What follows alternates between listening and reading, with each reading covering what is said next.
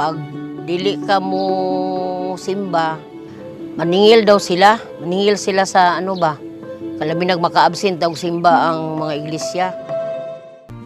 Karon ang among gipuy-an nga balay, Iglesia ni Cristo. Ginainan ko niya na, sit, pwede ka mo imong kanang bisita sa Iglesia ni Cristo. Ako, murag ni sugot na po ko nga giimbita ko niya. Ang una na kong nakita pag sulod na ako, kanang mga awit. Kaya tanaw na ko sa ilaha dito sa tribuna, murag anghel. Ako wala. Kanindot po nilang mga tingog. Niya, nang ano ka iba. Siya kong tanaw.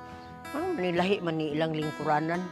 Nabalaan ako nga dili tinuod nga kanang pag mo absent ka, pabayron ka, pag kinahanglan maghatag ka bahin sa imong income para ka mabilin ka nga Iglesia ni Cristo. Dili jud tinuod kay sa akong pag-Iglesia ni Cristo nakita jud nako nga sinop jud ang pagpalakad sa pamahala.